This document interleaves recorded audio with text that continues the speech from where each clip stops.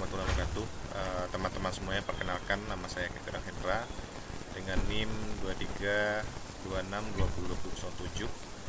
Pada kesempatan kali ini akan menjelaskan sedikit mengenai materi yang cukup menarik, itu mengenai kebijakan moneter dalam perspektif Islam. Baik, rekan-rekan semuanya, dalam konteks pada kali ini ada empat tujuan ataupun tujuan materi yang akan kita sampaikan pada kesempatan kali ini. Itu prinsip dasar kebijakan moneter dalam Islam, instrumen kebijakan moneter Islam, tujuan kebijakan moneter Islam, dan juga perbedaan sistem Islam konvensional. Yang pertama itu prinsip dasar kebijakan moneter Islam, yang mana itu ya ada pelarangan riba dan juga bunga gitu ya, penghapusan investasi. Larangan riba bertujuan untuk menghilangkan ketidakadilan transaksi keuangan di mana satu pihak mendapatkan pasti tanpa menanggung resiko kerugian bersama. Yang kedua itu mekanisme bagi hasil. Sebagai pengganti bunga, otoritas moneter mendorong penggunaan kontrak produktif seperti mudharabah dan musyarakah yang menggabungkan sektor keuangan secara langsung dengan sektor real. Alokasi efisien tanpa instrumen bunga, modal diarahkan pada investasi yang memiliki nilai tambah ekonomi nyata sehingga mencegah terbentuknya gelembung ekonomi atau babel ekonomi akibat spekulasi murni. Selanjutnya, stabilitas nilai mata uang, menjaga daya beli, menjamin nilai tukar mata uang tetap stabil terhadap barang dan jasa untuk mendukung keadilan ekonomi.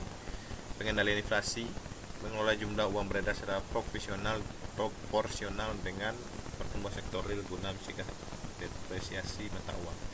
Melarang aktivitas spekulasi, menghindari praktik masyarakat dan gharar dalam transaksi keuangan yang dapat memicu volatilitas nilai mata uang.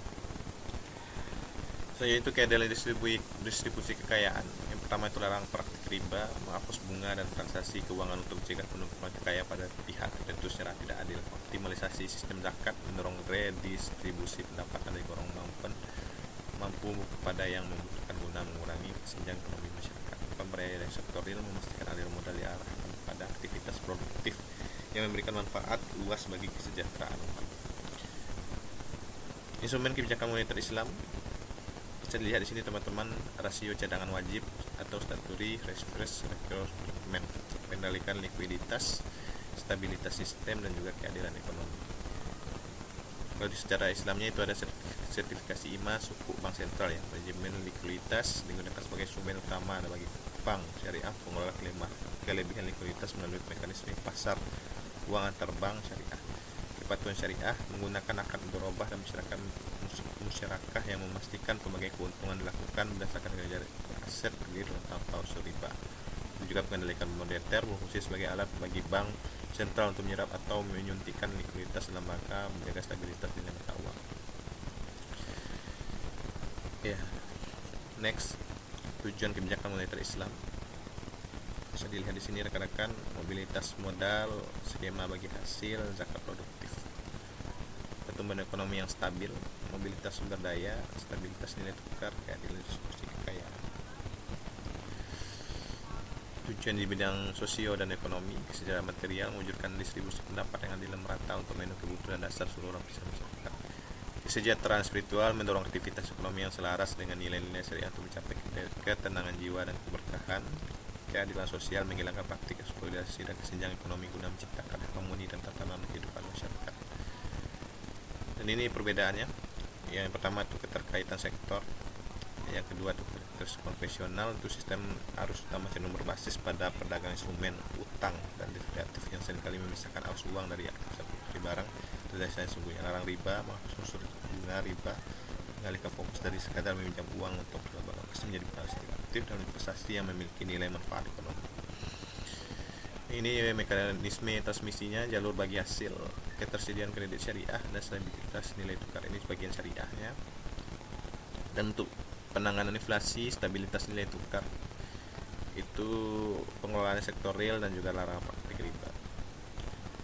Di bagian pengelolaan sektor real ini seperti wakaf, dikelola untuk modal ya, dan juga sektor real ya, tidak seperti basis transaksi seperti konvensional gitu. Jadi kita memanfaatkan itu zakat ataupun infak ya. Infak kan itu ada 8 asnaf, tapi di sini kita gunakan infak untuk Ya bisa jadi untuk modal usaha ya, meningkatkan, memperbaiki perputaran keuangan dan juga pertumbuhan ekonomi gitu ya. Kalau misalkan suku BI rate itu dinaikkan gitu. Dalam praktik riba ya kita tidak menggunakan bank konvensional, ya menggunakan bank syariah gitu untuk penerapannya gitu. Baik rekan-rekan, itu barangkali penjelasan singkat yang bisa kita jelaskan pada materi kali ini. Semoga bisa dipahami dan juga mohon maaf jika ada kesalahan. Wabillahi taufiq wal hidayah. Assalamualaikum warahmatullahi wabarakatuh.